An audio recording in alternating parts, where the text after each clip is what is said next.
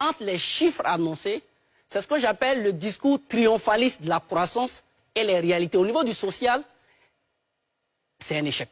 Ben voilà. Très bien. Ali, permettez-moi de réagir. Ah, décidément. Bon, allez-y rapidement. Non, monsieur Deroux, vous avez dit que le prix du kilowattheure à Côte d'Ivoire est inaccessible. C'est inaccessible, là, c'est faux. Parce que le prix du kilowattheure en Côte d'Ivoire est l'un des plus bas en Afrique de l'Ouest. Vous avez parlé de l'immigration. D'abord, je vais vous dire une chose. Moi, j'ai travaillé sur le profil des migrants. Effectivement, le profil des migrants, docteur Fofana en avait parlé la dernière fois, beaucoup ont ri. Non, le profil des migrants, un pauvre ne migre pas. Hein. La migration, là, pour quitter ici, jusqu'en Tunisie, c'est 2-3 millions. Donc, ce n'est pas les questions d'argent. Ce n'est pas un pauvre qui migre. Un pauvre ne migre pas. Hein. Un pauvre ne peut pas migrer. Donc, quelqu'un qui a 3 ou 4 millions dans son pays pour migrer, il n'est pas pauvre. Il a d'autres aspirations. En fait, quand on parle du socialisme, c'est faux. Le social est bon. Et comme vous ne voulez pas avoir des données, vous refusez d'avoir des sources, moi je dis aux Ivoiriens, chacun a son ressenti. Donc on va tous se ficher sur le ressenti. Qui mesure le social dans le monde? C'est le PNUD. Il a un taux qu'on appelle le taux de pauvreté.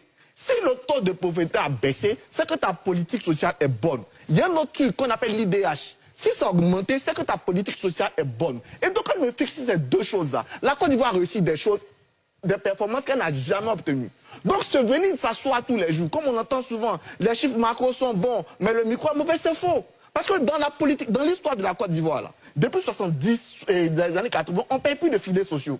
C'est la première fois qu'on le fait. La CMU, j'étais le premier à dire que la CMU ne fonctionnait pas. J'ai rattrapé ça, puis je suis venu dire qu'il y a mon ami qui s'est fait un scanner à l'hôpital de Toumaudi à 2000 francs avec sa CMU. Pas plus tard que hier, dans tous les hôpitaux qui sont fichés, qui sont reconnus, 70% des examens des diabétiques et des hypertendus sont pris en charge par la CMU. Donc venez dire que la politique sociale, quand on dit que la politique sociale, on doit évoluer, oui, mais dire que c'est un échec, c'est faux. C'est totalement faux. Et les chiffres l'attestent. Les chiffres du PNUD, les mesures de la CMU. Je peux encore citer beaucoup de chiffres qui l'attestent. Tu as peut-être un problème avec les chiffres. Arrête de te tromper, c'est un faux ressenti. Chaque chiffre, c'est la méthode de l'historien. Merci, et je répète, merci la Arthur. méthode de On vous a entendu. À la fin, rapidement. Oui, en espérant qu'on en finira quand même, je veux dire qu'il y a environ 30 millions d'habitants en Côte d'Ivoire en ce moment. Et le lot d'Ivoiriens à l'étranger qui forment la diaspora et qui fait qu'on parle de la 32e région, si on met les deux districts, ça fait 34 régions. Le lot d'Ivoiriens de la diaspora, si on fait le rapport, on peut peut-être à 5 millions d'Ivoiriens en Côte d'Ivoire. Sur la liste électorale, ça vaut pas...